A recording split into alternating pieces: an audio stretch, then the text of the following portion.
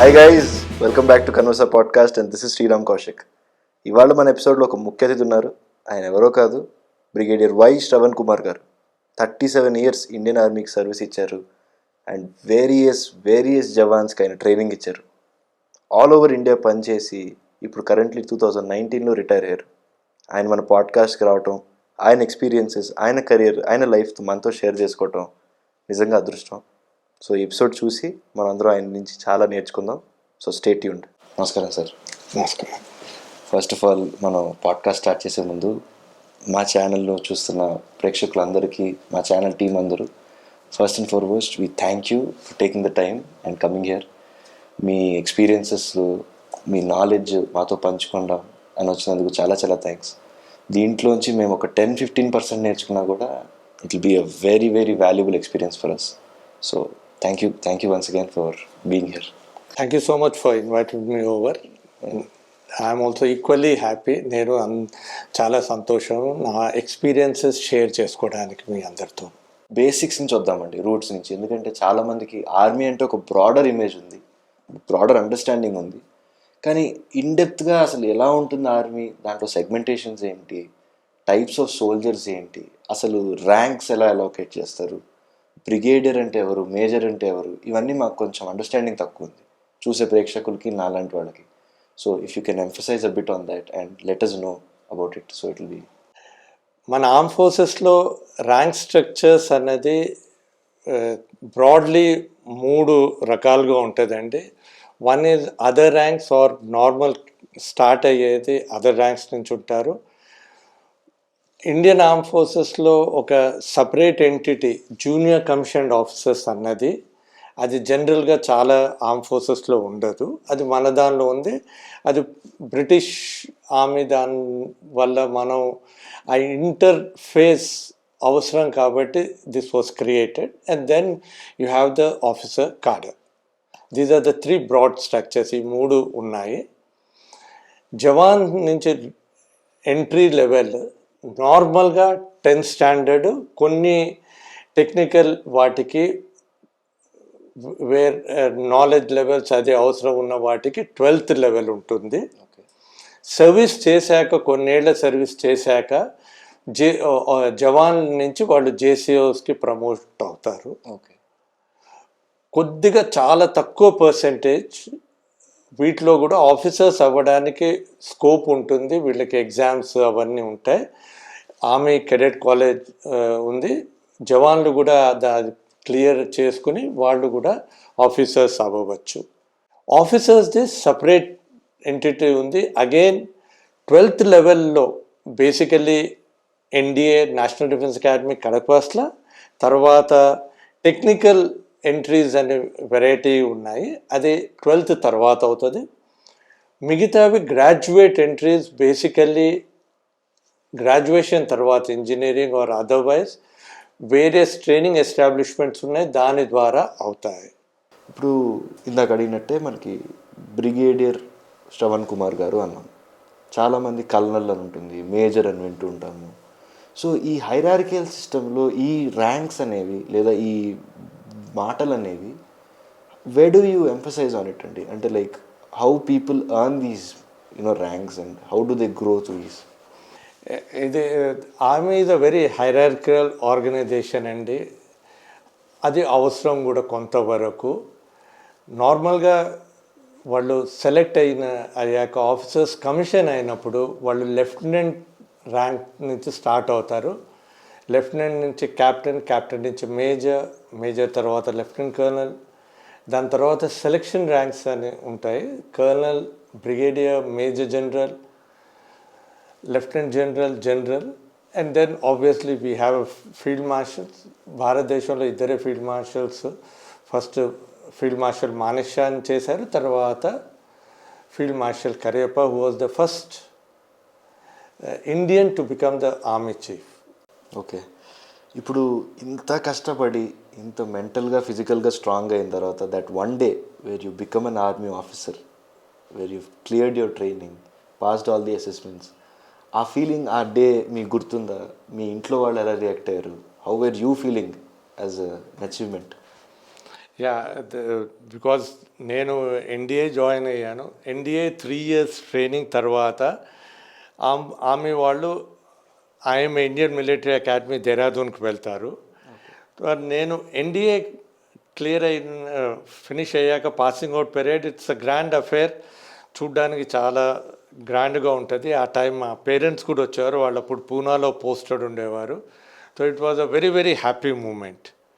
And more so దాని తర్వాత 1 year training IMA దేహ్రాదూన్లో పాస్అవుట్ అయ్యాక అప్పుడు పెద్దగా తల్లిదండ్రులు రావడాలు అవన్నీ కొద్ది తక్కువ ఉండడం వల్ల ఇన్ఫ్యాక్ట్ మా స్కూల్ క్లాస్మేట్స్ అందరం మేము 9 మంది ఉన్నాము. ఎవరి పేరెంట్స్ రాలేదు. But that happiness is extraordinary. ఆ సంతోషము ఆనందము ఆ ట్రైనింగ్ అయిపోయింది, సడన్గా మనం ఆఫీసర్స్ అయ్యాము అన్నది ఆ ట్రైనింగ్ మరవలేనిది. భయం అనే ఒక ఆస్పెక్ట్ వస్తుందా? ఎందుకంటే ఒక్కసారి తన గురించి తను ఆలోచించుకుంటే అంత తక్కువ వయసులో అంతమందిని లీడ్ చేయటం, దేశ గురించి ఇట్లా ప్రొటెక్ట్ చేయటం, ఇట్లా అన్ని ఆ ఆలోచనలని రాగానే భయం అనే ఆస్పెక్ట్ చాలా ఎక్కువ వచ్చేస్తుంది జనరల్ ఇండివిజువల్స్కి. సో ఎలా దాన్ని ట్యాకిల్ చేస్తారు? ఫియర్, భయము అన్నది చాలా కామన్ అండి. సిచ్యువేషన్స్లో అందరికీ వస్తుంది. కానీ ఆ భయము అన్నది మనకి తెలిసాక ఇంతమంది నా ఆర్డర్స్ ఫాలో అవుతున్నారు, ఇది నా రెస్పాన్సిబిలిటీ అన్నది, వాళ్ళు మన కోసం వెయిట్ చేస్తున్నారు అంటే ఆ భయము అన్నది మనం వదిలేస్తాము. మనం ముందుకు నడవాల్సి వస్తుంది. ఉదాహరణకి చిన్న ఎగ్జాంపుల్ నేను ఇవ్వగలుగుతాను. నేను అకాడమీ నుంచి జాయిన్ అయినప్పుడు ప్యూర్ ఖాల్సా యూనిట్ అంటే సిక్ యూనిట్ జాయిన్ అయ్యాను. ఓకే. ఐ హ్యాడ్ అ నీ ప్రాబ్లం, నా నీది ప్రాబ్లం అయినది. అక్కడి నుంచి నేను కమాండో కోర్స్కి వెళ్ళాల్సింది. నా కమాండింగ్ ఆఫీసర్ కూడా తెలుసు. తను ఏమన్నాడంటే వెళ్ళి నువ్వు తిరిగి రా వచ్చేయచ్చు, ఎందుకంటే నీకు నీ ప్రాబ్లం ఉన్నది. కానీ ఆ 30-35 days ట్రైనింగ్ చేసింది ఒకటే. నేను ఆ యూనిట్లో ఇంకొన్నేళ్ళు ఉండేవాడిని. ఆ జవాన్లు వాళ్ళు నన్ను ఆదర్శంగా తీసుకుంటారు అన్నది, దట్ ఫియర్ అనవచ్చు, లేక అది వాళ్ళని నేను లెట్ డౌన్ చేయకూడదు, వాళ్ళకి నేను వేరు ఎగ్జాంపుల్ ఇవ్వకూడదు అని ఆ 35 days ట్రైనింగ్ కంప్లీట్ చేసి నా నీ ఆపరేషన్ చేయించుకున్నాను. It is not out of anything. అది ఆ విల్ పవర్, మన ఓన్ ఆత్మవిశ్వాసము. మన కోసమే కాదు, మన వాళ్ళని ముందు మనము చిన్న చూపు చూడకూడదు, మనని చూడకూడదు అన్న దానితో ముందుకు వెళ్తామండి. ఇప్పుడు ఏ సెక్షన్ వైపు మీరు అడుగేశారు? అంటే మీ కెరీర్ ఎలా ముందుకు సాగింది దీని తర్వాత నుంచి అన్నది మీరు చెప్తే. నేను ఇనిషియల్గా అంటే ఆర్మీలో డిఫరెంట్ అన్ని చోట్ల బ్రాంచెస్ ఉన్నట్టు మా దానిలో కూడా ఆర్మ్స్ అండ్ సర్వీసెస్ అన్నవి ఉన్నాయి. They are fighting arms, they are supporting arms and services. So నేను ఇనిషియల్గా I was posted in Arunachal Pradesh. Okay. I have been all over India. దాని తర్వాత నేను దేహ్రాదూన్కి, రాజస్థాన్లో టైం స్పెండ్ చేశాను, జేఎన్కేలోనూ స్పెండ్ చేశాను. మళ్ళీ తిరిగి అరుణాచల్ ప్రదేశ్ కూడా వెళ్ళాను. Spent in lot of other states, UP, West Bengal. That way I have been in almost the entire country. ఒకటే ప్లేస్ ఉండడమే కాకుండా అన్ని విధాల అన్ని ప్లేసెస్లో ఆ యూనిట్లో ఉండి, అన్నిటికంటే కింద ర్యాంక్ ఆఫీసర్ అంటే అది లెఫ్టినెంట్ క్యాప్టెన్ జాయిన్ అయిన వాడిని ఫైనల్గా ఆ యూనిట్ని కమాండ్ చేశాను. అది జమ్మూ అండ్ కాశ్మీర్లో. Okay. Speaking about Jammu and Kashmir, Jammu and Kashmir లాంటి ఒక ఉండటానికి కష్టమైన ప్రదేశం, ఎస్పెషలీ మనం సౌత్ నుంచి వచ్చినప్పుడు అక్కడ వెదర్ కానీ అక్కడ ఫుడ్ కానీ మనకు అక్కడ కానీ, అలాంటి టైంలో మీరు అంత పైగా ఆర్మీ లాంటి ఒక రెస్పాన్సిబుల్ పొజిషన్లో మీరు ఉన్నప్పుడు అలాంటి ఎక్స్పీరియన్సెస్ ఎలా ఉంటాయండి అక్కడ? అంటే ఇన్ జనరల్ ఇప్పుడు మేము చూస్తున్న కామన్ పీపుల్కి ఆర్మీ అంటే జమ్మూ కాశ్మీర్లో పాపం బార్డర్ దగ్గర కష్టపడుతున్నారు అట్లా ఉంటుంది. బట్ అక్కడ మీ ఎక్స్పీరియన్సెస్ ఎలా ఉండేవి? What all did you learn from Jammu Kashmir? As a state, it's a lovely state. Jammu and Kashmir is one of the loveliest state. Being in the armed forces, మేము యూనిట్తో పాటు ఉండడం వల్ల మీరు అన్నారు యాక్చువల్గా చాలా టఫెస్ట్ కండిషన్స్లో ఆపరేట్ చేయడం ఆ, అవుతుంది. బార్డర్లో ఉన్న వాళ్ళు ఫెసిలిటీస్ తక్కువ, డిస్టెన్సెస్ తక్కువ, this lot of snowing and all. నేను ఉన్న సమయంలో కొంతవరకు CI operations, counter insurgency operations కూడా ఆ సమయంలో ఉన్నాము. ఆ సమయంలో ట్రాన్స్ఎల్సీ ఫైరింగ్ అంటే cross border firing on a regular basis కూడా అయ్యేది. ఇక్కడి నుంచి మేము గన్స్తో ఫైర్ చేసేవాళ్ళం, షెల్స్ అటుపడేవి, అటు నుంచి ఇటు వచ్చేది. It was a very tough condition. జవాన్లు చాలా చాలా టఫ్ కండిషన్స్లో ఉంటారు. ఇవాళటి పరిస్థితుల్లో కొంతవరకు కమ్యూనికేషన్ బెటర్ ఉండేది. ఆ సమయంలో కమ్యూనికేషన్ కూడా ఉండేది కాదు, whether it was in Arunachal Pradesh or J and K. ఒక లెటర్ రావడం అంటే 2 వారాలు 3 వారాలు పట్టేది. కొన్ని పోస్ట్లో ఇంకా ఎక్కువ సమయం కూడా తీసుకునేది. Weather conditions are much tougher than normal day to day business. Army, unlike any other armed forces of the world, we always are fighting with one arm behind. అంటే మనం ఎందుకంటే వాళ్ళు కాబట్టి మనం ఫోర్స్ వాడలేము, మనం ఇది చేయలేము. అట్ ద సేమ్ టైం వాళ్ళని రక్షించడం అవసరము, టెర్రరిస్ట్ని, ఉగ్రవాదుల్ని కూడా తీయడము అన్నది అవసరము. ఆ సమయంలో ఆపరేట్ చేసాం. It was a wonderful experience, extraordinary experience. As you mentioned, టెర్రరిస్టులు, ఉగ్రవాదులు జమ్మూ కాశ్మీర్ దగ్గర మనం చాలా వింటూ ఉంటాం. అక్కడి నుంచి వార్తలు ఎక్కువ వస్తూ ఉంటాయి. మీరు అక్కడ ఉన్నప్పుడు కూడా ఇలాంటి ఇష్యూస్ మీరు ఫేస్ చేశారని చెప్పి మీరు చెప్పారు. So can you emphasise more on that fact? Were there any experiences ఇలా ఉగ్రవాదులతో కానీ టెర్రరిస్టులతో కానీ ఒక మేజర్ ఇన్సిడెంట్ కానీ మీరు ఫేస్ చేసింది? మీరు అడిగిన ప్రశ్నకి నేను చాలా ఇంట్రెస్టింగ్ ఆన్సర్ ఇస్తాను. అగైన్ కొంతవరకు కాంట్రడిక్టరీ కావచ్చు. మెజారిటీ పాపులేషన్ ఉగ్రవాదులు కాదు. మెజారిటీ పాపులేషన్ చాలా శాంతిపూర్వకంగా తమ జీవితాల్ని గడపదలుచుకుంటారు. కానీ ఫోర్స్ వల్ల, సిచ్యువేషన్ వల్ల వాళ్ళు క్వైట్ అయిపోతారు భయంతో. యాక్చువల్ ఎక్స్పీరియన్స్ చెప్తాను. నేను ఒక కుప్వాడ నార్త్లో, అంటే నార్థన్ కాశ్మీర్లో ఉన్నాను ఆల్మోస్ట్ 2 years. నా యూనిట్ అక్కడ ఉన్నది. చుట్టుపక్కల ప్రదేశాల్లో కూడా క్లోజ్గా ఇంటరాక్ట్ అయ్యేవాడిని, జనాలతో కలిసేవాడిని. ఇనిషియల్ రెస్పాన్స్ చాలా, వాళ్ళు భయంగా మనం చూడడం, మనం కూడా భయంగా ఉండడం. బయటకు వెళ్తున్నాను అంటే నవ్వుతూ మా వాళ్ళు చెప్పేవారు, కొందరు సివిలియన్స్ బయట వాళ్ళు కూడా చెప్పారు, ప్రతి ఏ ర్యాంక్ వాడిని ఎగరగొట్టేస్తే ఇన్ని లక్షలు వేరే దేశస్తుడు ఇవ్వడానికి రెడీగా ఉన్నారు అని. అలాంటి సిచ్యువేషన్స్లో మనం ఆపరేట్ చేస్తాం. ఇనిషియల్గా పక్కనే ఒక గ్రామంలో స్కూల్ వాళ్ళతోనూ నేను ఇంటరాక్ట్ చేశాను. పెద్దగా మాట్లాడేవారు కాదు, పెద్దగా ఇది.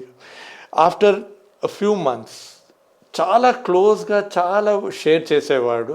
ఒక ఇంట్రెస్టింగ్ థింగ్ అడిగాను మాట, ఎందుకు మీరు వాళ్ళ ఇది కానీ వాళ్ళకి సహాయం ఎందుకు చేస్తారు అన్నది. తను గమ్మత్తుగా నవ్వి చెప్తాడు, సార్ నన్ను పట్టుకున్నారు, మేము తప్పు పని చేస్తే మ్యాక్సిమం మిమ్మల్ని లెంపకాయ వేస్తారు, లేకపోతే మిమ్మల్ని అరెస్ట్ చేసి ఏదో చేస్తారు. ఆ ఎదురైన వాడు అది చేయడు, నన్నే కాదు నా ఫ్యామిలీ మెంబర్స్ని కూడా చంపేస్తాడు, ఆ భయంతో మేము వాళ్ళకి లొంగాల్సి వస్తుంది అన్నది. ప్రేమ అభిమానంతోనూ కొన్ని నెలల తర్వాత వాళ్ళతో ఆపరేట్ చేయడంతో మాకు అవసరం అయిన ఇన్ఫర్మేషను అడగకుండానే మాకు ఇవ్వడం మొదలెట్టారు ఉగ్రవాదుల గురించి. So one of the happiest moments నేను షేర్ చేసుకుంటాను. నేను అక్కడ ఉన్నప్పుడే నా పోస్టింగ్ అయిపోయింది. పోస్టింగ్ నార్మల్గా మనం పోస్టింగ్ అయినప్పుడు, స్పెషల్లీ నేను ఆ యూనిట్ సియోన్ కాబట్టి పెద్దగా బయట వాళ్ళకి ఎవరికి తెలపకుండా వెళ్ళే పరిస్థితి ఉంటుంది. నేను అదే విధంగా వెళ్ళడానికి మరునాడు వెళ్ళేవాడిని. జస్ట్ ఒక్కరోజు ముందు మా యూనిట్లో ఏదో ఫంక్షన్ అవుతుంది అని జనాలకు తెలిసి కనుక్కొని వాళ్ళు సడన్గా నేను వెళ్తున్నాను అని వాళ్ళు ఇన్సిస్ట్ చేసి నేను ఒక రోజు ఉండాల్సి వచ్చింది. ఎందుకంటే దగ్గరే గ్రామం వాళ్ళు, పంచగాం వాళ్ళు మనకి మా ఇంట్లో మా దగ్గర వచ్చి మా ఊర్లో తినకుండా మీరు వెళ్ళడం అన్నది అవ్వలేదు అని నేను అవసరం లేదు, చలో నేను I just have a cup of tea తాగడానికి వస్తాను అంటే వాళ్ళు యాక్సెప్ట్ చేయకుండా వాళ్ళు I had to stay back, ఒక రోజు అక్కడ ఉండాల్సి వచ్చింది. సో మీరు ఇప్పుడు చెప్పిన దాని ప్రకారం lot of misconceptions Jammu Kashmir గురించి, తీవ్రవాదుల గురించి, అక్కడ ఉన్న జనాలు వాళ్ళ పరిస్థితి గురించి మీరు చెప్తుంటే అక్కడ జనాలు పాపం మనకి ఆర్మీ వాళ్ళకి ఎంత కార్పొరేట్ చేస్తారు అనేది అర్థమవుతుంది. బట్ ఎక్కడన్నా సరే ఇలాంటి ఫ్యాక్ట్స్లో సివిలియన్స్ ప్రొటెక్షన్ అంటే అక్కడ జరిగే పాపం అక్కడ జరుగుతున్న పరిస్థితుల వల్ల వాళ్ళ లైఫ్ చాలా ఎఫెక్ట్ అవుతాయి. మీరు చెప్పిన దాని ప్రకారం ఏమైనా ఇన్సిడెంట్స్ ఉన్నాయా వేర్ మీరు సివిలియన్స్ని కాపాడాల్సిన సిచ్యువేషన్ వచ్చింది? అవి రెగ్యులర్గా అవుతుందండి. వాళ్ళు అగైన్ మీకు చెప్పినది ఏంటంటే సహకారం అన్నది కొంతవరకు చేస్తారు, భయంతో ఆ సహకారం అన్నది చేసేవారు కాదు. పరిస్థితులు ఇప్పుడు మారే, మళ్ళీ సిచ్యువేషన్ చాలా బెటర్ అయింది. కొన్ని ఏళ్ళు బికాజ్ ఆఫ్ ట్రాన్స్బార్డర్ సపోర్ట్ వల్ల పూర్తిగా భయంతో వాళ్ళు యాక్చువల్గా ఆర్మ్ ఫోర్సెస్కి హెల్ప్ చేయడానికి రెడీగా ఉండేవారు కాదు. కానీ అవసరం ఉన్నప్పుడు వాళ్ళు ఇమ్మీడియట్ సహాయం అన్నది వస్తారు. అవలాంచ్ అన్నది అవుతుంది. అవలాంచెస్ ఈ స్నో ఏరియాస్లో సడన్గా అవలాంచ్ అవుతుంది. ఫస్ట్ రెస్పాండెంట్స్ ఎప్పుడైనా ఆర్మీయే అవుతుంది. వాళ్ళు ఏ విధమైన వరి లేకుండా వచ్చి ఆ సహాయం తీసుకుంటారు. నిన్న వాడు మనకి సహాయం చేయలేదు అన్న మాట ఆలోచన లేకుండా ఆర్మీ వాళ్ళకి వెళ్ళి హెల్ప్ చేస్తారు. ఇందాక మాటలో చెప్పినట్టు జమ్మూ కాశ్మీర్తో పాటు అరుణాచల్ ప్రదేశ్ కూడా మీరు మెన్షన్ చేశారు. So north east and Jammu Kashmir మనకి సౌత్ వైపు చాలా తక్కువ ఎక్స్పోజర్ ఉన్న స్టేట్స్ ఇవి. సో మీ నార్త్ ఈస్ట్ ఎక్స్పీరియన్స్ ఎలా ఉందండి? నేను 80s కొత్తగా వెళ్ళినప్పుడు వర్షాకాలంలో మంచినీళ్ళు అన్నది ఉండేది కాదు. వర్షాకాలంలో నీళ్లు మాకు దొరికేది బ్రౌన్ వాటర్, మా మట్టి నీళ్ళ లాంటివే ఉండేది మేము ఉన్న ప్రదేశంలో. అది తాగలేం కాబట్టి దానిలో ఆరెంజ్ స్క్వాష్ వేసుకుని ఆరెంజ్ స్క్వాష్ లాగా తాగేసేవాళ్ళం. అది ఆ పరిస్థితుల నుంచి 2010 వెళ్ళినప్పుడు ఇంప్రూవ్మెంట్స్ చాలా అయ్యాయి. ఇన్ఫ్రాస్ట్రక్చర్ది, పాపులేషన్ పెరిగింది, అవేర్నెస్ కూడా పెరిగింది. ఇప్పుడు మీరు 2 బార్డర్ స్పేసెస్లో వర్క్ చేశారు, అంటే Jammu Kashmir and Arunachal Pradesh north eastern side వైపు. అటేమో మన పాకిస్తాన్, ఇటేమో చైనా. సో ఈ 2 ప్లేసెస్కి డిఫరెన్సెస్ ఏమైనా ఉన్నాయండి? లైక్ అంటే బార్డర్ ఏరియాస్ కాబట్టి మెజర్స్ ఒకలాగే ఉంటాయా, లేకపోతే కంప్లీట్గా పరిస్థితులు వేరే? కొంతవరకు పరిస్థితులు వేరు, కొన్ని విధాలుగా సిమిలర్. పరిస్థితులు వేరు అంటే అరుణాచల్ ప్రదేశ్ ఇంకా డెవలప్ అవ్వలేదు. బార్డర్ ఏరియాస్కి యాక్చువల్గా అప్రోచ్ అన్నది చాలా చోట్ల కష్టమైనది.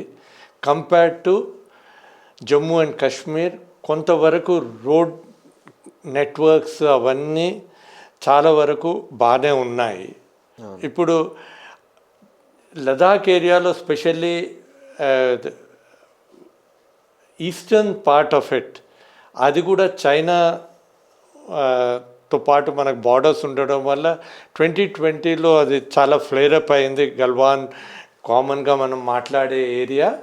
దానివల్ల అక్కడ ఇప్పుడు డెవలప్మెంట్ పెరుగుతుంది, ఇన్ఫ్రాస్ట్రక్చర్ పెరుగుతుంది. మనకి కొంతవరకు చైనాతో ప్రాబ్లం కారణం ఏమిటి అంటే ఇప్పటి వరకు వాళ్ళు అజ్యూమ్ చేసుకుంది, వాళ్ళు అనుకున్నది మన దగ్గరికి రాము అనుకున్నది, వాళ్ళే దగ్గర వరకు వాళ్ళ రోడ్స్ వచ్చేసాయి, మనవి రావు అనుకున్నారు.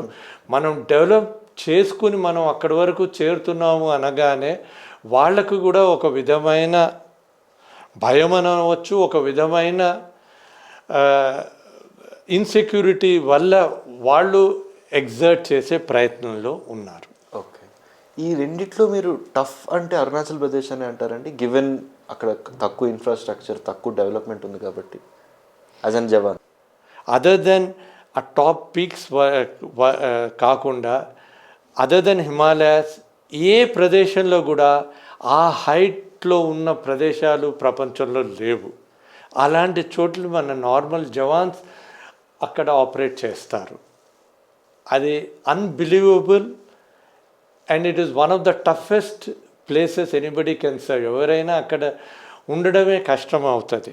Wonderful knowing about your career experiences. కానీ ఇప్పుడు కొంచెం మనం బ్యాక్ ట్రాక్ అయ్యి మన ఇన్ జనరల్ కామన్ మ్యాన్కి ఉండే కొన్ని డౌట్స్, కొన్ని క్వశ్చన్స్, వాళ్ళ పర్సెప్షన్స్ గురించి నేను మిమ్మల్ని అడుగుతాను. సో మీ ఐడియాస్ వాటి గురించి కూడా కొంచెం మీరు షేర్ చేసుకుంటే బెటర్. ఇప్పుడు అత్తారింటికి దారేది సినిమాలో డైలాగ్ ఉంది, రావి చెట్టుకు పూజ చేస్తాం దేవుడు అంటాం, కానీ అదే మన ఇంట్లో మొలిస్తే దాన్ని పీకేస్తాం అంటారు. అలాగే ఆర్మీ అనగానే అందరికీ ఇమ్మెన్స్ రెస్పెక్ట్ ఉంటుంది. అంటే ఒక ఆర్మీ ఆఫీసర్ వస్తున్నారు అంటే ఆయన ఆ రెస్పెక్ట్, ఆ లేచి నుంచోవడం, ఎవ్రీథింగ్ ఈజ్ వండర్ఫుల్. బట్ అదే ఇంట్లో తన కొడుకో లేదా తన కూతురో, ఎస్పెషలీ కూతుర్లు ఈ మధ్య ఉమెన్ ఆర్మీకి వెళ్దాము అనుకుంటున్న ఆలోచన వచ్చినా కూడా parents are like afraid to send them. అంటే అమ్మో మనకెందుకు, అక్కడ కష్టాలు అవసరమా అన్న ఒక జనరల్ పర్సెప్షన్ ఉంది. సో ఇలాంటి పర్సెప్షన్ ఎందుకు వస్తుందంటారు? ఎందుకు పోవాలంటారు? జనాలు ఎందుకు ఇంకా ఆర్మీ వైపు ఆలోచించాలంటారు? మీరు చాలా వ్యాలిడ్ పాయింట్ అడిగారండి. చాలామందికి రెస్పెక్ట్ ఉంటుంది, వేరే వాడిని చూడగానే అది కావాలి అనుకుంటారు. మన దగ్గరికి వచ్చేసరికి అయ్యో ఎందుకు అన్నది. దానికి వేరు వేరు కారణాలు ఉండవచ్చు. మోస్ట్ ఇంపార్టెంట్ ఫియర్ అన్నది, ఏమైపోతుంది అన్నది. ఆ ఫియర్ ఒకటి ఉంది. రెండు, ఆ కెరియర్ అవసరమా అన్నది. ఆ కెరియర్ అంత టఫ్ కెరియర్ మన కొడుకు వేరే వాడిని చూసి అప్రిషియేట్ చేయడం బాగానే ఉంది, కానీ మనవాడు అది చేయడమా అన్నది ఆ ప్రశ్న వస్తుంది. భయం ఎందుకు అంటే ఏమో అక్కడికి వెళ్ళిపోయి ఏమైపోతాడో, చనిపోతాడా ఇది అన్నది. ఒక విధంగా చూస్తే మేబీ మనం నార్మల్గా రోడ్ మీద నడవడము, డ్రైవ్ చేస్తూ వెళ్ళడము అది అక్కడికన్నా రిస్కియస్ట్ అనుకుంటా. అదొక విధంగా చూస్తే.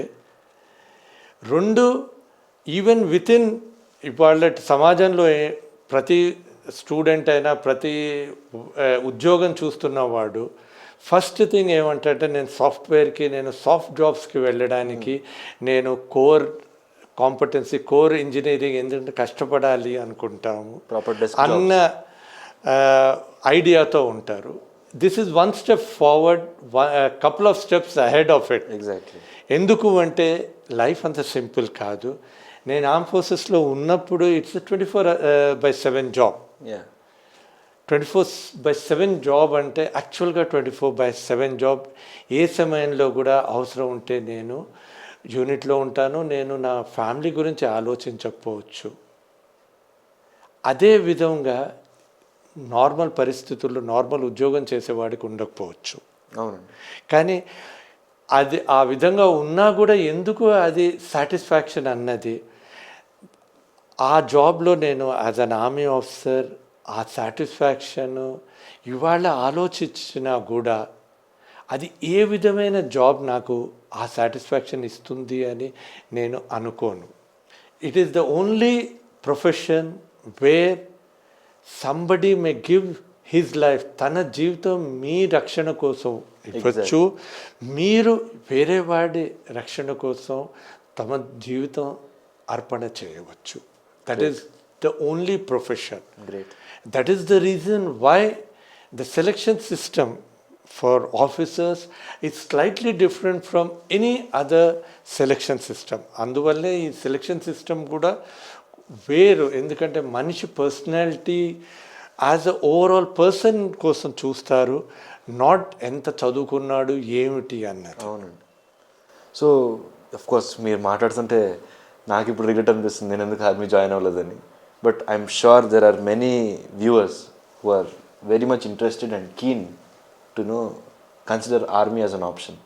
సో అలా ఇప్పుడు జస్ట్ 10th పాస్ అయ్యి, లేదా ఇప్పుడే ఇంటర్మీడియట్ కంప్లీట్ చేసుకుని, లేదా డిగ్రీ అయ్యో ఆర్మీ వైపు అడుగు వేద్దాం, ఆర్మీ వైపు కెరియర్ సాగుదాం అనుకుంటున్న వాళ్ళు అసలు ప్రాసెస్ ఎలా స్టార్ట్ చేయాలి, ఏం చేయాలి వాళ్ళు? పిల్లల కొరకు, పేరెంట్స్ కొరకు ఒక రెండు పాజిటివ్ ఆస్పెక్ట్స్ చెప్తాను. The most positive thing to become an officer in the Indian arm forces ఏమిటి అంటే సర్టనిటీ ఉంటుంది. ఇవాళ ఎంత పెద్ద పొజిషన్లో ఉన్నా వాడు సివిల్ సర్వెంట్ అవన్నీ బయట ఐటీ ప్రొఫెషన్ ఎక్కడ ఉన్నా అన్సర్టనిటీతో ఉంటున్నారు. ఈ యొక్క ప్రొఫెషన్ ఒక సర్టనిటీ ఉంది. ఈవెన్ దో మీరు తిరగడం మీరు చేసే పనులలో చాలా అన్సర్టనిటీ ఉండొచ్చు, కానీ జీవితంలో ఒక సర్టనిటీ ఉంది. Number 1. 2, parents specially those who can not afford and those who can afford also.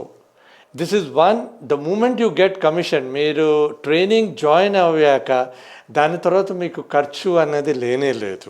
Okay, నేను those who are well endowed చదువు విషయంలోనూ అదర్వైజ్ ఆర్ నార్మల్ జవాన్ కోసం అన్నది 2 ట్రై చేస్తాను చెప్పడానికి.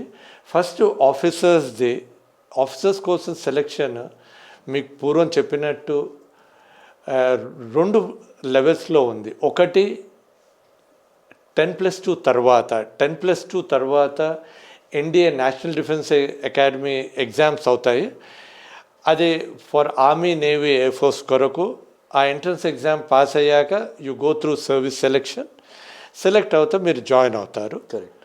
Those who or through technical entries ఉన్నాయి.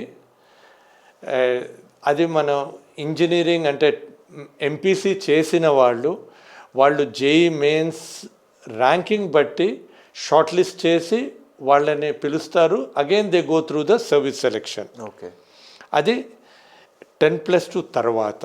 Okay, graduation తర్వాత you have short service commission and also permanent commission. అది టెక్నికల్ ఎంట్రీస్కి వాళ్ళు రిటర్న్ ఎగ్జామ్స్ కాదు, మార్క్స్ కట్ ఆఫ్ బేసిస్ మీద వాళ్ళని ఎస్ఎస్బి కొరకు సర్వీస్ సెలెక్షన్ కొరకు పిలుస్తారు. అదర్వైజ్ సిడిఎస్ అంటే common defence services examination UPSC conduct చేస్తుంది. వాళ్ళు ఆ ఎగ్జామ్ ఇచ్చి రావచ్చు. ఏ ఫోర్స్లో ఎఫ్క్యాట్ అన్నది వాళ్ళ సపరేట్ ఎగ్జామ్ కూడా కండక్ట్ చేస్తారు, దాని ద్వారా కూడా ట్రై చేయొచ్చు.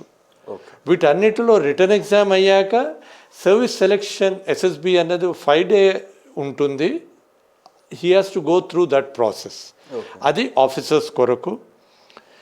డాక్టర్స్, మెడిసిన్ చేసే వాళ్ళకి అగైన్ 10+2 తర్వాత నీట్ ర్యాంకింగ్ బట్టి షార్ట్ లిస్ట్ చేసి వాళ్ళని ఇంటర్వ్యూకి పిలుస్తారు. వాళ్ళు AFMC arm forces medical college Poona join అవ్వచ్చు. డెంటల్ అండ్ మెడిసిన్ వాళ్ళు ఫినిష్ చేశాక they go through at the graduate entry also. ఇది ఆఫీసర్స్ ఎంట్రీ. కొందరు అంత అవ్వకపోవచ్చు అన్న ఐడియా ఉండొచ్చు. 10th తర్వాత ఇప్పుడు ఆర్మీ రిక్రూటింగ్ వాళ్ళు, నేవీ, ఎయిర్ ఫోర్స్ వాళ్ళు కూడా అడ్వర్టైజ్ చేస్తారు. మీరు రిటర్న్ ఎగ్జామ్ కోసం అప్లై చేశాక రిటర్న్ ఎగ్జామ్స్ కోసం పిలుస్తారు. పిలిచాక ఫిజికల్ ఎగ్జామినేషన్, ఫిజికల్ టెస్ట్స్ అని ఉంటాయి. దాని తర్వాత మెడికల్ పాస్ అవుతే వాళ్ళు ఆర్మీ, నేవీ, ఎయిర్ ఫోర్స్లో జవాన్ లాగా జాయిన్ అవ్వగలుగుతారు. ఇప్పుడు ఈ అగ్నివీర్ స్కీమ్ అని మొదలెట్టారు. 4 years తర్వాత కొందరు ఆర్మీలో ఉంటారు. మిగతా వాళ్ళకి బిఎస్ఎఫ్ అంటే central police forces, BSF, CRPF వీటిలో కూడా రిజర్వేషన్స్ ఇస్తున్నారు. వాళ్ళు అక్కడ జాయిన్ అయ్యే స్కోప్ ఉంది. ఇవేవి జాయిన్ అవ్వకపోయినా 4 years ట్రైనింగ్ చేశాక కాన్ఫిడెన్స్ పెరుగుతుంది. ఫైనాన్షియల్లీ ఆల్సో వాళ్ళు ఒక సఫిషియెంట్ ప్యాకేజ్ 5+ lakhsతో వాళ్ళు తిరిగి వెళ్ళవచ్చు. వాళ్ళకి అదర్ ట్రైనింగ్ కూడా చేయడానికి రిజర్వేషన్స్ ఇవ్వబోతున్నారు. ఓకే, ఇప్పుడు ఇలా మనం చేసిన తర్వాత ఎలా ఉంటుందో మీరు క్లియర్గా ఎక్స్ప్లెయిన్ చేశారు. బట్ ఈ ప్రాసెస్ ఫాలో అవుతున్నప్పుడు ఒక సెట్ ఆఫ్ డిసిప్లిన్ ఉండాలి, డిటర్మినేషన్ ఉండాలి, అండ్ ఒక రొటీన్ లాగా లైఫ్ చాలా హార్డ్ వర్కింగ్గా ముందుకు సాగుతూ ఉంటుంది. సో అలా ఉన్నప్పుడు ఆ వ్యక్తి తన మైండ్ సెట్ కానీ, తన ఫిజికల్ బాడీ కానీ, ఫిట్నెస్ కానీ ఎలా మెయింటైన్ చేయాలి, ఎలా ఉంటే తన గోల్ని అచీవ్ అవుతాడు?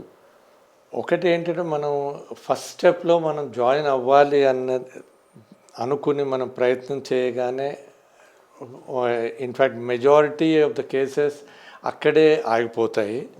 ఒకసారి మనం జాయిన్ అయ్యాక ఆ ట్రైనింగ్ చాలా గ్రాడ్యువల్గా ఉంటుంది.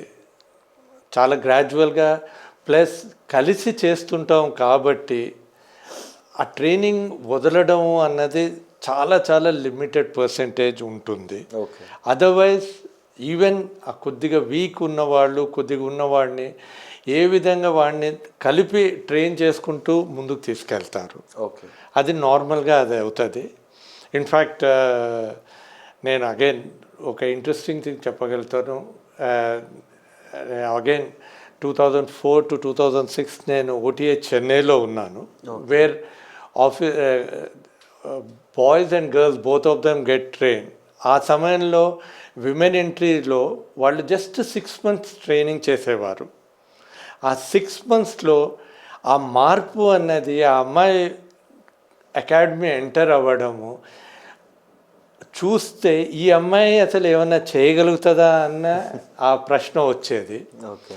6 నెలల తర్వాత ఆ అమ్మాయి వెళ్తుంటే ఆ తల్లిదండ్రులు కూడా కొన్నిసార్లు ఇది నా కూతురా అన్న డౌట్ వచ్చేదేమో.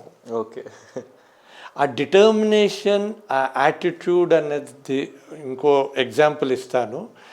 వీళ్ళు స్పీడ్ మార్చెస్, రూట్ మార్చెస్ అని ఉంటాయి. చెన్నై వెదర్ కండిషన్స్ మీకు బాగానే తెలిసి ఉంటుంది.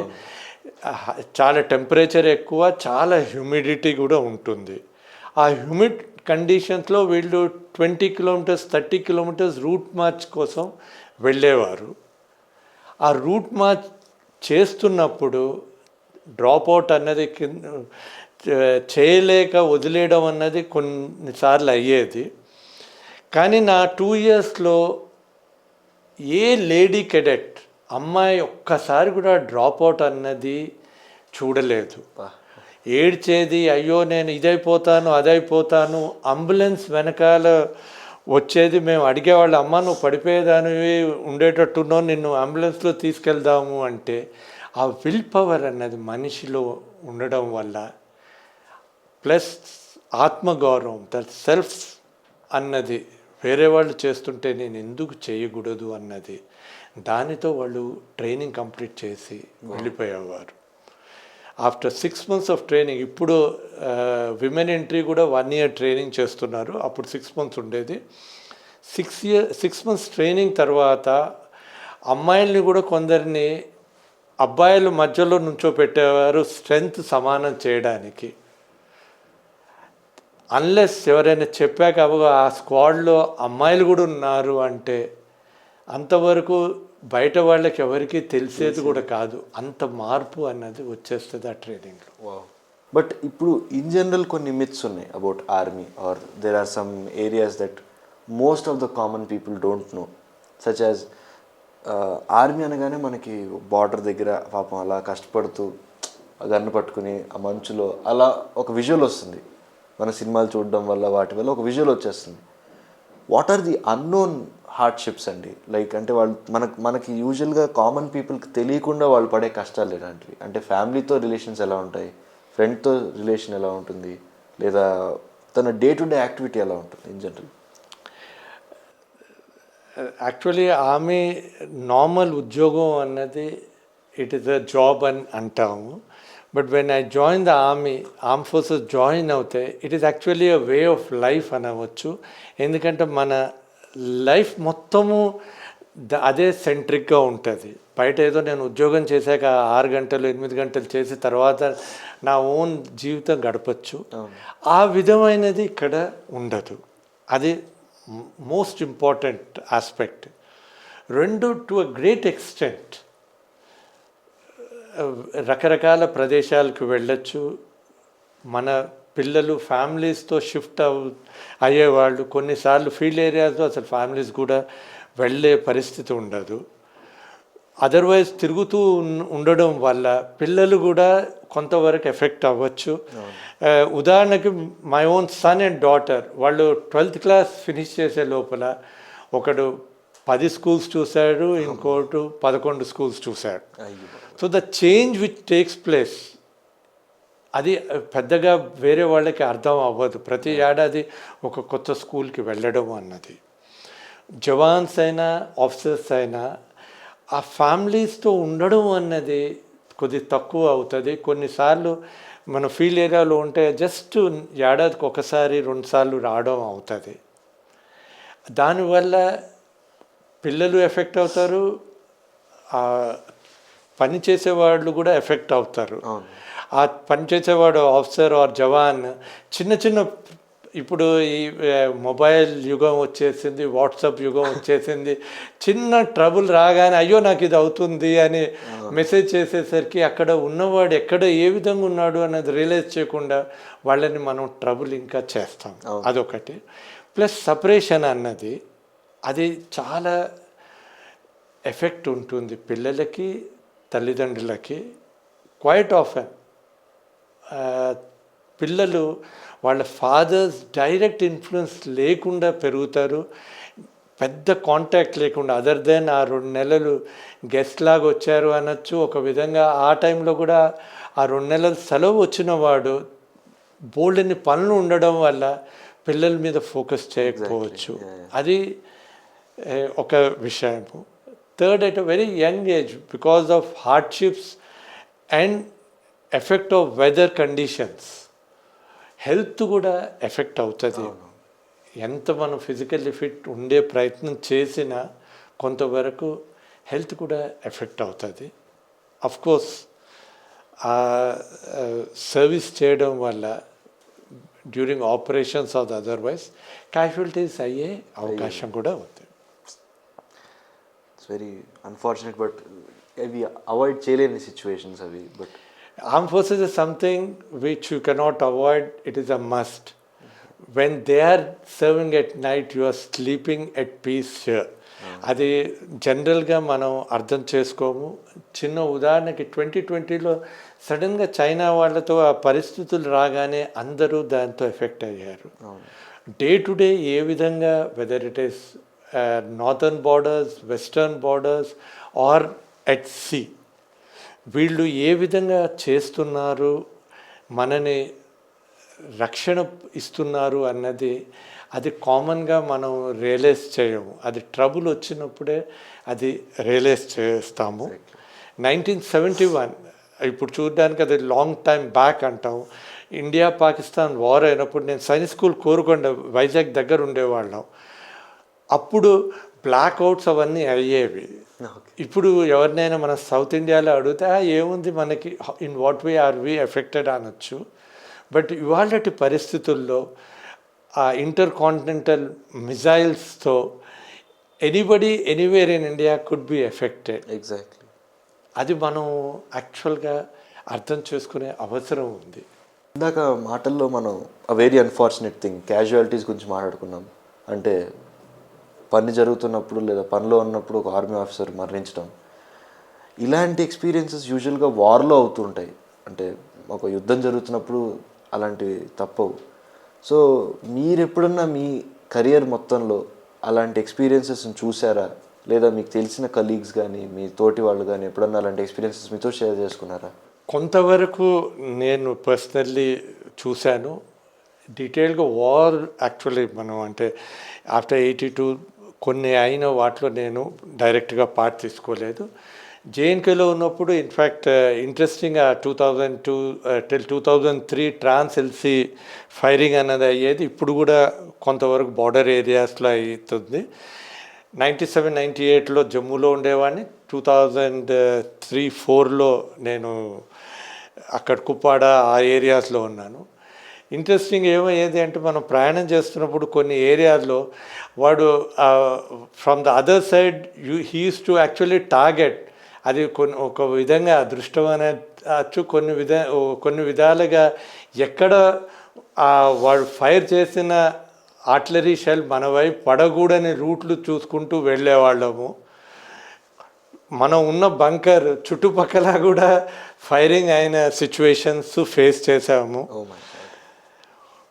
ఇదే విధంగా అంటే నా own colleagues at you can call it fate అనొచ్చు, you can call it a force అనొచ్చు. ట్రావెల్ చేస్తూ సడన్లీ వెహికల్ ఆల్మోస్ట్ 400 feet కిందకి పడిపోయింది. So in a normal course అదే హిల్లీ ఏరియాలో అరుణాచల్ ప్రదేశ్లో వెహికల్ కిందకి వెళ్ళిపోయింది. Almost they are 5 officers in that vehicle. But miracle ఏమిటి అంటే 5గురికి ఏమీ అవ్వలేదు, వాళ్ళని బయటకు తీసుకురాగలిగాం.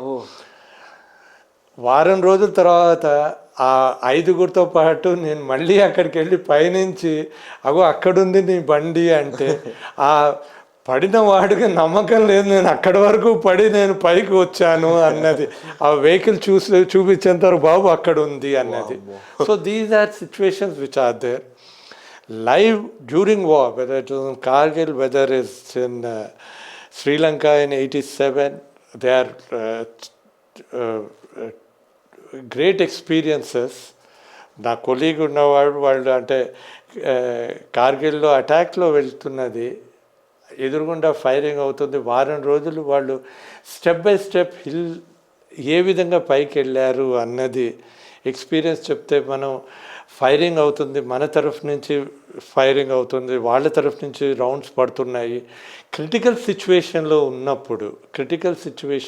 ఉన్నప్పుడు ఏ విధంగా అవుతుంది అన్నది ఎవరికీ తెలియదు. తను నారేట్ చేసింది యాక్చువల్గా రాకెట్ మధ్యలో నుంచి తన ఇంకో కొలీగ్ మధ్యలో నుంచి వెళ్ళింది అన్నది. అంత అది మరీ క్లోజ్ అయిన సిచ్యువేషన్స్ ఉన్నాయి.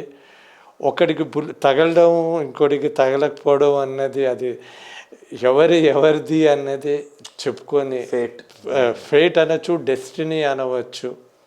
వి హ్యాడ్ కేసెస్, నేను ఉన్న చోట సడన్గా ఫైరింగ్ ఓపెన్ అయిపోయింది. God was kind at that point of time. ఎవరు ఏ క్యాజువాలిటీస్ అవ్వలేదు. అది నేను చూసిన సిచ్యువేషన్. కొన్నిసార్లు yes we did have casualties, but limited one. That's very unfortunate. But so ఇలాంటి అన్ఫార్చునేట్ సిచ్యువేషన్స్లో everyone has to come together. అంటే అందరం దగ్గరికి వచ్చి మనమే భుజాలు తడుక్కుని కమాన్ చేయొచ్చు అని ఒక మోటివేషన్తోనే ముందుకు సాగుతాం. అలాంటి యూనిటీ ఆర్మీలో ఎలా ఉంటుందండి? Because India is vast. South నుంచి కొంతమంది రావచ్చు, నార్త్ నుంచి రావచ్చు, వెస్ట్, ఈస్ట్, అందరూ కలిసి ఒక దగ్గర పనిచేస్తున్నప్పుడు how do they unite and fight for the nation? That is the greatest thing about India అండి. అన్ని మతాల వాళ్ళు, అన్ని ప్రాంతాల వాళ్ళు కలిసి పనిచేయచ్చు. You will never, nobody talks of which reason what అన్నది. నేను కమాండ్ చేసిన unit it was all India class. మొత్తం అన్ని states, union territories other than Lakshadweep నుంచి నా యూనిట్లో మనుషులు ఉండేవారు. గ్రేట్.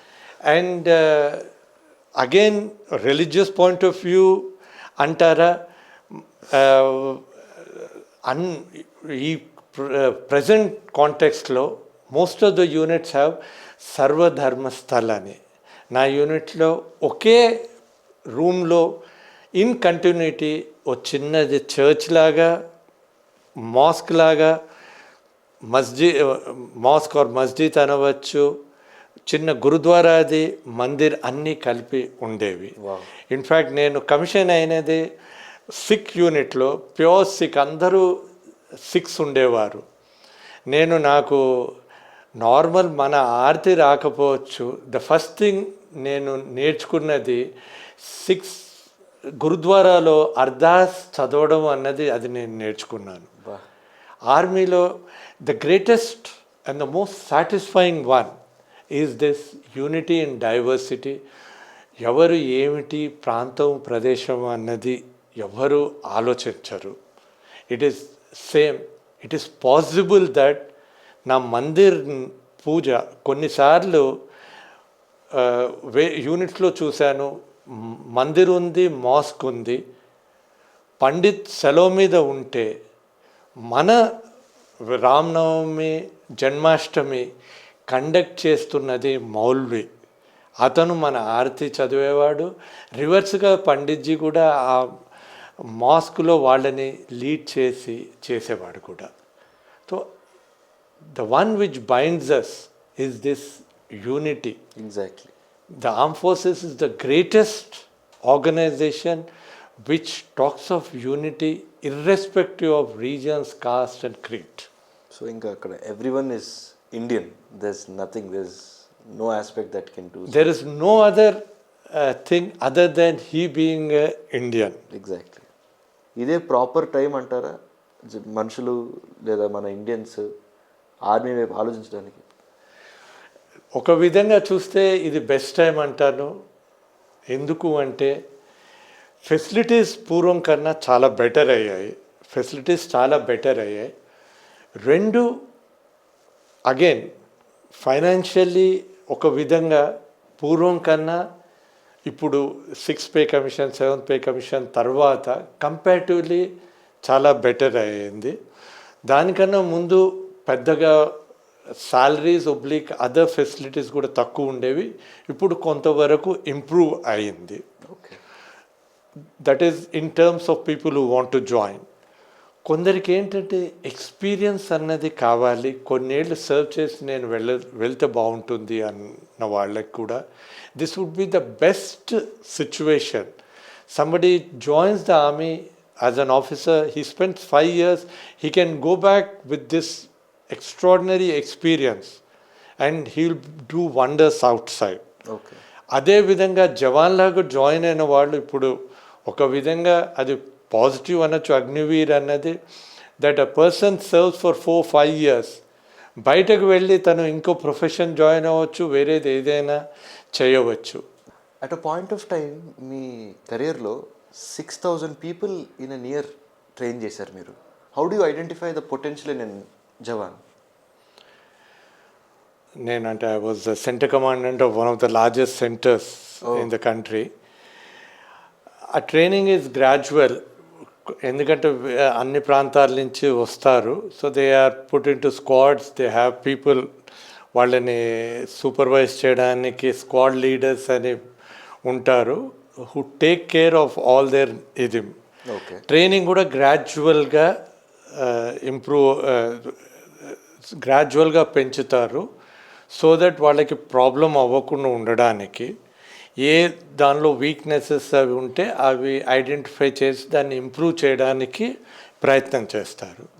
ఆ బేసిక్ అన్నది ఫినిష్ అయ్యాక, బేసిక్ అన్నది యాక్చువల్గా physical fitness, primarily drill, PT, games, రకరకాల గేమ్స్ ఆడిస్తారు. బేసిక్ నాలెడ్జ్ కూడా ఇంపార్ట్ చేస్తారు.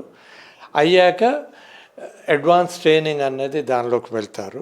ఆ అడ్వాన్స్ ట్రైనింగ్లో వాళ్ళకి సంబంధించిన ప్రొఫెషన్ స్పెసిఫిక్గా దాని మీద ట్రైన్ చేస్తారు. ఆ ట్రైనింగ్లో కూడా ఆ బేసిక్ ట్రైనింగ్ చేస్తున్నప్పుడు వాళ్ళ ఎబిలిటీస్ బట్టి ఒక సాఫ్ట్వేర్ ఉంది, దాన్ని బట్టి వాళ్ళ ఎబిలిటీస్ బట్టి వాళ్ళకి డిఫరెంట్ ట్రేడ్స్ అలాట్ చేస్తారు. ఓకే. ఇప్పుడు 6,000 people in an year train చేయడం అంటే అఫ్కోర్స్ ఈక్వల్గా అందరినీ మీరు చేసేలాగా చూసుకోవడం అనేది మన రెస్పాన్సిబిలిటీ. కానీ అందులో ఫర్ ఎగ్జాంపుల్ పొటెన్షియల్ని ఎలా ఐడెంటిఫై చేస్తారు? For example if a person is lacking, మీరు ఇది ట్రైనింగ్ అంటే వాళ్ళ లెవెల్ ఇక్కడ వరకే ఉంది, వాళ్ళు అది రీచ్ అవ్వలేకపోతున్నారంటే ఎలాంటి మెజర్స్ తీసుకొచ్చుకుని వాళ్ళని మనం ఆ లెవెల్కి తీసుకొస్తాము? ఆన్ ది అదర్ హ్యాండ్ ఇప్పుడు బాగా పర్ఫామ్ చేస్తున్న వాళ్ళకి ఇంకొంచెం పుష్ మనం ఎలా ఇస్తాము to make sure that they go to the other level? అదే those who are weak in various conditions అవి గ్రాడ్యువల్గా ఐడెంటిఫై చేస్తారు. మీకు చెప్పినట్టు ఆ స్క్వాడ్ లీడర్స్, స్క్వాడ్ ఇన్ఛార్జెస్ ఉంటారు. ప్లస్ ఆ ఇనిషియల్ ట్రైనింగ్లో చేయిస్తున్నప్పుడు వాళ్ళు రకరకాల టెస్ట్ ఇస్తారు. ఆ టెస్ట్ ప్రకారం వాళ్ళని అదే దేనిలో వీక్ దాన్ని డెవలప్ చేయడానికి మెజర్స్ తీసుకుంటాము. ఇప్పుడు ఇంత రిగరస్ ప్రాసెస్లో if you can day to day routine చెప్పగలరా అండి? అంటే ఫర్ ఎగ్జాంపుల్ డే షెడ్యూల్ ఎలా ఉంటుంది ఒక ట్రైనింగ్ జరుగుతున్న బ్యాచ్కి? డైలీ రొటీన్ రీజనబుల్లీ ఇంట్రెస్టింగ్ ఉంటుంది.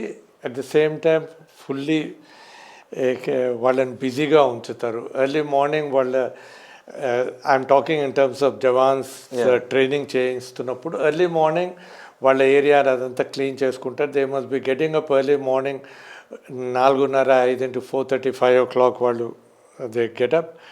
Morning they have those outdoor classes అన్నది, అంటే basically physical fitness, PT, drill అవి చేస్తారు. అరౌండ్ 8:30, 9 o'clock బ్రేక్ఫాస్ట్ అవుతుంది.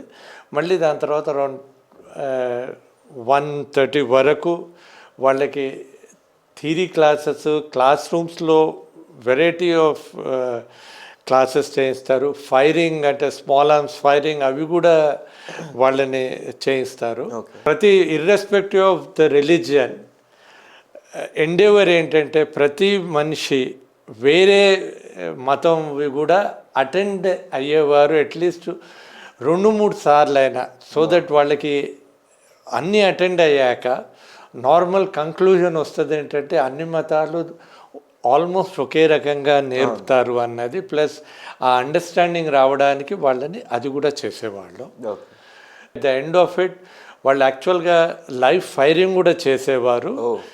అండ్ ఆ పాజిటివ్ ఆస్పెక్ట్ ఏంటంటే నార్మల్గా యూనిట్లో అంటే యుద్ధంలోనూ అదర్వైజ్ చేసేవాడు గన్ నెంబర్ 1 ఉన్నవాడు, గన్ ఇన్ఛార్జ్ ఆల్మోస్ట్ 17 ఏళ్ళ సర్వీస్ అవసరము. కానీ ట్రైనింగ్ ప్రాసెస్లో ఈ జవాన్లనే ఆ పొజిషన్ కూడా ఫైర్ చేయించేవాళ్ళము. They do their jobs very well. Supervise చేయడానికి అగైన్ ట్రైన్డ్ ఇన్స్ట్రక్టర్స్ ఉంటారు, వాళ్ళు దాన్ని చూస్తూ ఉంటారు, వాళ్ళని గైడెన్స్ కూడా ఇస్తారు. సో ఈ సెలెక్షన్ సర్వీస్ బోర్డ్ ఏదైతే ఉందో ఎలాగా అంటే ఒక ఆఫీసర్ చాలామంది ఉంటారు given the army population in India, ఎలా సెలెక్ట్ చేస్తారు అంటే పొటెన్షియల్ ఎలా ఐడెంటిఫై చేస్తారు? And how was your experience being the president leading it? Normal service selection మిగతా వాళ్ళ ప్రాసెస్ కన్నా ఇది different process. Because being a army officer oblique of any of the services is a very responsible position. మన ఏమి చేస్తాము దాని మీద వేరే వాళ్ళ జీవితాలు యాక్చువల్గా డిపెండ్ అవ్వచ్చు. కరెక్ట్. 20 years ఏజ్లో, 21 years ఏజ్లో somebody is actually commanding troops independently and his actions could lead to serious consequences. Exactly. అందువలన selection process, unlike any other selection, is quite different. మన ఇంటెలిజెన్స్ ఉండొచ్చు, అన్నీ ఉండొచ్చు, but in addition to all these we are looking at a person, that entire personality. మనని ఒక personality అన్నది identify మనం చేసేది 3 ఇంపార్టెంట్ ఆస్పెక్ట్స్ ఉన్నాయి. అంటే నార్మల్గా మనం మాట్లాడేది అయితే ఏంటంటే మనస వాచ కర్మన అంటాను. మన మనసులో ఏం ఆలోచిస్తాము, మనము ఏం మాట్లాడతాము, మనం ఏమి చేస్తాము అని. కరెక్ట్. ఈ 3 ఆస్పెక్ట్స్ని ఎస్ఎస్బిలో యూస్ చేస్తారు. You have a board in the service selection board SSB అన్నాక ఫస్ట్ డే బేసికలీ స్టేజ్ 1 అంటారు. స్క్రీనింగ్ ప్రాసెస్ కొరకు వేలాది మంది అప్లై చేశాక దానిలో షార్ట్ లిస్ట్ చేసి అబౌట్ 400-450 పీపుల్ వస్తారు. ఆ స్క్రీనింగ్ ప్రాసెస్లో బేసిక్ స్క్రీనింగ్ చేస్తారు. అగైన్ ఒక ఇంటెలిజెన్స్ టెస్ట్ లాగా ఇవ్వడము, దాంతోపాటు ఒక simple picture perception and description test అనే ఒక పిక్చర్ చూపించి దాన్ని డిస్క్రైబ్ చేయమని ఒక కథ రాయమంటారు. దాని తర్వాత ఆ కథని 4గురిలో డిస్కస్ చేసుకుని కామన్ కన్సెన్సస్ రావాలి. ఆ బేసిస్ మీద 400-300 మంది వచ్చిన వాళ్ళని అప్ టు 40 పీపుల్ వరకు దాన్ని రెడ్యూస్ అవుతాయి. ఆ 40 people next 4 days rigorous selection ప్రాసెస్లో వెళ్తారు. On day 2 they go through a psychology test. అది ఒక ఆల్మోస్ట్ రకరకాల ప్రాసెస్ చేస్తారు to see are you suitable to become a army officer అన్నది ఆ సైకాలజీ టెస్ట్ ద్వారా చూస్తారు. ఇండిపెండెంట్గా on day 3 and 4 GTO task అని గ్రూప్ టాస్క్ చేయిస్తారు.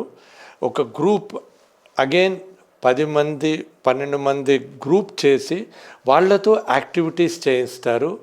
ఆ యాక్టివిటీస్ అబ్జర్వ్ చేసి అవే క్వాలిటీస్ ఉన్నాయా లేదా అని చూస్తారు. ఓకే. మూడోది ఇంటర్వ్యూ అవుతుంది. Again it's a behavioural interview. Okay. ఆ ఇంటర్వ్యూ ద్వారా మన జీవిత చరిత్ర అంతా ఇంటర్వ్యూయర్ కనుక్కుంటాడు. ఓకే. బేసిక్ క్రైటీరియా అది కూడా మనం పూర్వం ఏం చేశామో దాన్ని బట్టి ముందు అదే విధంగా చేస్తాము అన్న దాన్ని బట్టి ఆ ఇంటర్వ్యూ కండక్ట్ అవుతుంది. ఓకే. మన సూటబుల్ యాక్చువల్గా ఫిట్ అవుతే వీటి కొరకు ఏ ట్రైనింగ్ అవసరం లేదు. ఎందుకంటే వీరు నార్మల్ ప్రాసెస్ చేసి తేలిగ్గా ఉన్నవాడు, అరే ఇది ఏమిటి అసలు నాకు ఇంటర్వ్యూ అయిందా ఏమిటి, ఏమీ లేదు కదా, నేను 12 కథలు రాశాను అనిపిస్తుంది. కానీ ఆ కథల్లోనే మన పర్సనాలిటీ బయటపడుతుంది. ఆ ఇంటర్వ్యూలోనే ఇంటర్వ్యూయర్ ఆలోచిస్తాడు ఇతను సూటబుల్లా కాదా అని. ఆ టాస్క్ కలిసి చేసే టాస్క్లోనే ఆ జీటీఓ కంక్లూషన్కి వస్తాడు ఈజీ సూటబుల్ అని. ఆ లాస్ట్ డే 5th డే ఈ 3 ప్రాసెసెస్ ఇండివిజువల్గా ఇండిపెండెంట్గా అవుతాయి. 5వ రోజు వీళ్ళు ముగ్గురు కలిసి డిస్కస్ చేసుకుంటారు సూటబులా కాదా అని. దాన్ని బట్టి అతను సెలెక్ట్ అయ్యాడో లేదా అని నిర్వహిస్తారు. అది అయ్యాక దోస్ హూ గెట్ సెలెక్టెడ్ వాళ్ళు they go through a medical test. Okay. అది అయ్యాక then you have to come in the merit. ఆ రిటర్న్ ఎగ్జామ్ పాస్ అయిన వాళ్ళు ఆ రిటర్న్ మార్కులు ఈ 2 కలుపుతారు.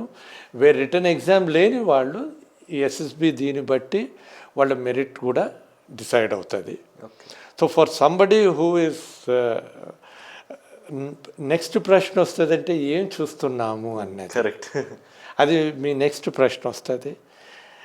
సింపుల్ టర్మ్స్లో చెప్పాలి అంటే మనిషి ఇంక్విజిటివ్ అంటే నాలెడ్జ్ గెయిన్ చేసే ఆ ఇంట్రెస్ట్ ఉండి ఆ నాలెడ్జ్ని ప్రాక్టికల్గా అప్లై చేయడం అన్నది ఫస్ట్ ఆస్పెక్ట్.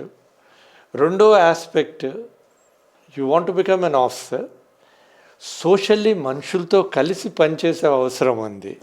మీరు ఏ విధంగా కలిసి పనిచేస్తారు అన్నది అది important.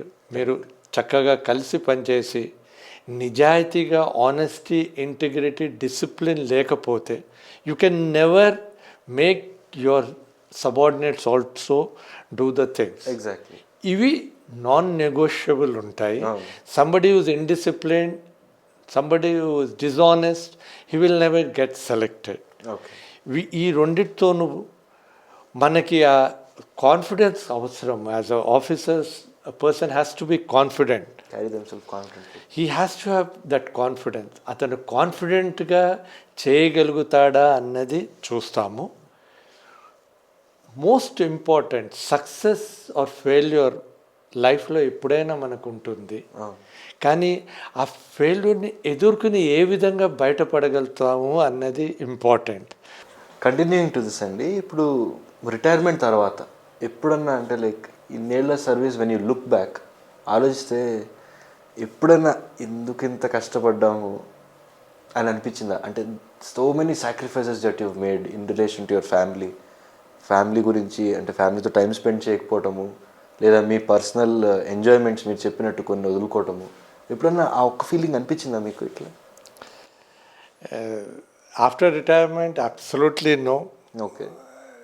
In fact I feel very proud about it. And given a chance ఈ విధంగా ఉంటుంది అంటే నేను మళ్ళీ ఇదే ప్రాసెస్ ఇదే విధంగా వెళ్తాను అని అనుకుంటున్నాను.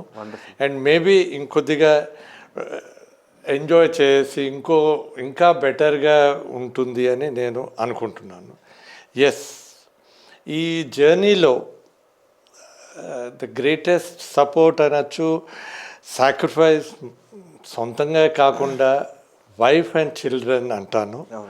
ఆ మిస్సెస్ సపోర్ట్ లేకుండా అసలు అయ్యేది కాదు in many ways. Coming down to the fact, మీరు పోస్ట్ రిటైర్మెంట్ చాలామంది యంగ్ మైండ్స్తో లేదా ఇప్పుడిప్పుడే పైకి కెరియర్ బిల్డ్ చేసుకుంటున్న యంగ్స్టర్స్తో ఇంటరాక్ట్ అవుతున్నారు. వాళ్ళు ప్లస్ పాయింట్స్ గురించి చెప్పారు, బట్ వాళ్ళల్లో ల్యాక్ అవుతుంది ఏంటి అంటే వాళ్ళు ఈ క్వాలిటీని కూడా వాళ్ళలో వాళ్ళు పెట్టుకుంటే లేదా డెవలప్ చేసుకుంటే వాళ్ళు ఇంకా బెటర్ అవుతారు అని మీకు అనిపించిన ఆస్పెక్ట్ ఏంటి? ఇన్ఫ్యాక్ట్ నార్మల్గా మనం మాట్లాడినప్పుడు వాళ్ళు ఏమంటారంటే మా తరం వాళ్ళు చాలా కష్టపడ్డారు, ఇప్పుడు దట్ మచ్ ఈజియర్ అంటారు. నేను I don't belong to that school of thought. In fact I feel life is much more competitive and difficult now. ఈ ప్రజెంట్ తరం కాంపిటీషన్ ఎక్కువైపోయింది, ఒకళ్ళు ముందుకు వెళ్ళాలని ఉంటారు. సోషల్ మీడియా దానివల్ల కంపారిజన్ అన్నది పెరగడం వల్ల everybody is wanting to get something which he may not get it. Correct. So దానివల్ల అన్హ్యాపీనెస్ అనేది కొంతవరకు పెరుగుతుంది. మేజర్ ల్యాక్ ఆఫ్ ఎనీథింగ్ అన్నది నేను అనుకోవడము focus and knowledge. Okay. Focus అనేది ఏమి చెయ్యాలి అన్నది క్విక్ ఫిక్సెస్ కోసం మనం నార్మల్గా చూస్తాము. లాంగ్ టర్మ్ మన ఏమిటి అన్నది, మన లక్ష్యం ఏమిటి, ఆ లక్ష్యం కొరకు నేను ఏ విధంగా ప్రయత్నం చేయాలి అన్నది చూడడం అవసరం. మన knowledge has become superficial. Even though పూర్వం కన్నా ఇప్పుడు రిసోర్సెస్ ఎన్నో విధాలుగా బెటర్గా ఉన్నాయి, కానీ ఆ యూటిలైజేషన్ తగ్గిపోయింది. That is the most important one I feel. Knowledge and going in to depth of anything, one. Second, my own understanding, what do I want, not what others will feel happy. వేరే వాళ్ళు నేను ఏదో చేస్తే సంతోషిస్తారో అనడం కన్నా నాకు దేనిలో సంతోషం వస్తుంది అన్నది ఇంపార్టెంట్ అని నేను అనుకుంటున్నాను. ఇప్పుడు where does India stand in terms of armies power compared to other countries అండి? You asked a very interesting question, and దాని ఆన్సర్ ఒక స్ట్రైట్ ఫార్వర్డ్ ఆన్సర్ ఉండకపోవచ్చు. ఎందుకు అంటే every country looks at their arm forces in a particular way. Okay. Experience wise, professionalism wise, training wise, India cannot be beaten by anyone. మన arm forces, they have been fighting and they have been part of so many things from 1947 till date. Okay. Terrains aina otherwise edi chusina, they are well experienced. UN peacekeeping forces lo we have had the maximum contribution. Ekkadiki vellina we have been successful, and people prefer the Indian Army than any other armed forces. Wow. Because they can deal with civil population, వాళ్ళతో చాలా correct విధానంగా deal చేయగలుగుతారు. Rarely have there been any issues with it. Now per se Indian army అంటే వాళ్ళు desert అయినా mountains అయినా they can handle. Now immediate neighbors అన్నది ఇండియాతో చైనా యా Pakistan. We have seen with Pakistan in all the wars, they have always had a beating. వాళ్ళు ప్రతిసారి ఏమి ట్రై చేసినా వాళ్ళు ఓడిపోయారు. ఎక్విప్మెంట్ ఏ విధమైనది ఉన్నా ఆ ఎక్విప్మెంట్ని యూటిలైజ్ చేయలేకపోయారు. 65 or 71 sabres jets the most modern అన్నారు, మన ఈజియెస్ట్ నాట్ వాళ్ళని ఓడగొట్టగలిగారు ఇన్ ఎయిర్. ఓకే. సో ఆ విధంగా our skill sets are much better.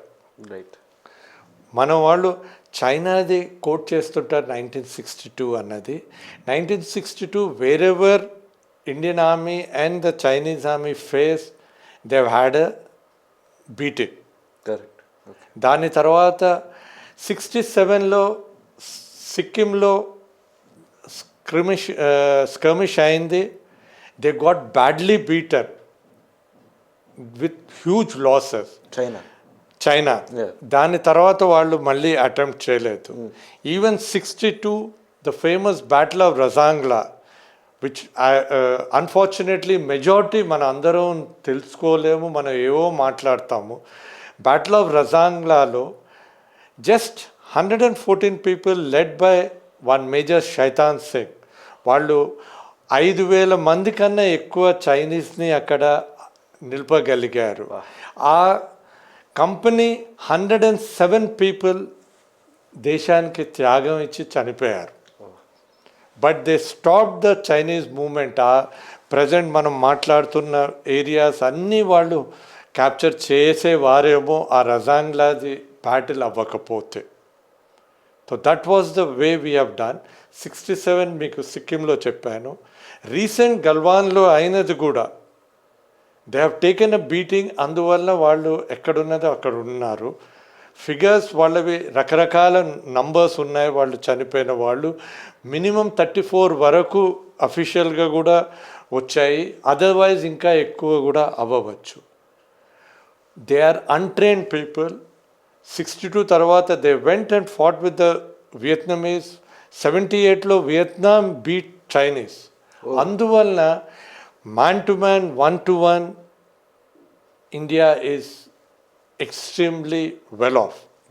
But I mean దీంట్లోనే అంటే ఇన్ జనరల్ నా పర్సనల్ క్వశ్చన్ ఇది. అంటే మనం ఈ మధ్య చూసాం బంగ్లాదేశ్లో మన ఇండియన్స్ని ఎట్లా ట్రీట్ చేశారు, ఆర్ పాకిస్తాన్లో మన వాళ్ళు ఏదైనా జరిగితే అట్లా వాళ్ళ ట్రీట్మెంట్ ఎలా ఉంటుందో, it's very ruthless if I can use the word.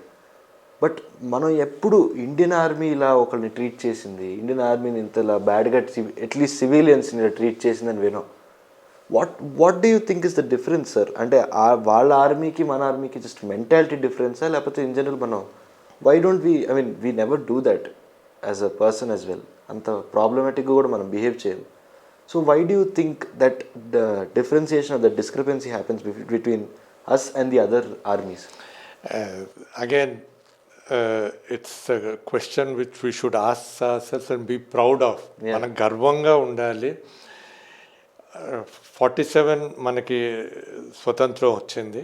1947 independence వచ్చాక అన్ని దేశాల్లో ఆల్ ఓవర్ ద వరల్డ్ రకరకాల కూస్ అయ్యాయి, రకరకాల పరిస్థితులు క్రియేట్ అయ్యాయి. We never had that problem. ఎందుకు అంటే most important, the Indian army or the arm forces have been apolitical. వాళ్ళు పాలిటిక్స్లో ఏనాడు ఇంటర్ఫియర్ అవ్వలేదు. ఇప్పుడు కూడా పాలిటిక్స్లో ఏనాడు ఎంటర్ అవ్వరు. The civilian government has prima facie superiority oblique. They are the ones who rule the country. Correct. కానీ అవసరమైనప్పుడల్లా the Indian army enters, sorts out the problem and is again gone back. మీరు Bangladesh mention చేశారు. Bangladesh has troubled their minorities. అంటే they are not Indians but they are Hindus. Or Pakistan has serious problems in Baluchistan, northwest frontiers province. వాళ్ళు వేలాది మంది చనిపోతున్నారు. మనం ఆ విధంగా మన ఆర్మీ మేకపే లేదు. కరెక్ట్. అందువలన we are what we are. We should feel very very proud about it. Correct. This is also the safest country for all religions. Correct అని అనవచ్చు. We have been a melting pot. అన్ని రిలీజియన్స్, అన్ని మతాల వాళ్ళు ఇక్కడ వచ్చారు, ఉన్నారు. ఈవెన్ ముస్లిమ్స్లో కూడా షియాస్, సున్నీ, అహ్మదియాస్ అన్ని ఏ దేశంలో కూడా ఈవెన్ ముస్లిం కంట్రీస్లో ఒకళ్ళు కొట్టుకుంటారు.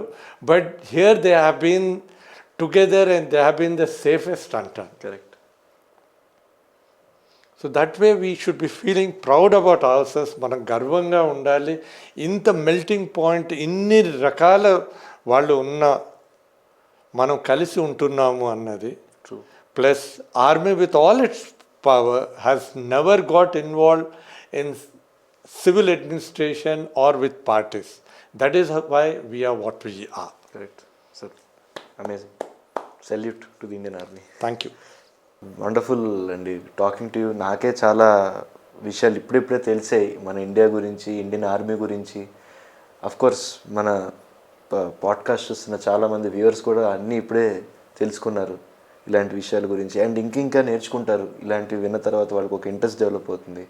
సో అట్ లాస్ట్ మీరు యంగర్ జనరేషన్స్ కానీ, లేదా ఇప్పుడు సెక్ట్ ఈ ఎంటైర్ పాపులేషన్ కానీ, మన వ్యూవర్స్కి కానీ మీరు ఏం చెప్పాలనుకుంటున్నారు? ఒక message from your heart, from all of your experiences, please ఒకసారి చెప్తే. As Indians we should feel very proud of our selfs. మనం గర్వంగా ఫీల్ అవ్వాలి. And you have the Indian arm forces which is the pride of India. As a profession, it is a great profession and a way of life. మన ప్రొఫెషనే కాదు, వృత్తి కాదు, ఒక విధమైన జీవితము. దీనికి మనం కృషి చేయాలి. For anything you should dream big, work hard to achieve the dream and you will succeed. జై హింద్. జై హింద్ sir. Thank you so much. Amazing word sir. నాకు తెలిసి మన వ్యూవర్స్ అందరూ చాలామంది చాలా చాలా ఇన్స్పైర్ అవుతారు మీరు చెప్పిన మాటలకి. అండ్ చాలా తెలుసుకున్నారు ఇందాక మళ్ళీ నేను చెప్పినట్టు ఆర్మీ గురించి. And it was a pleasure chit chatting with you, talking about your life and your experiences. And thank you so much for once again being on behind the stories. Thank you.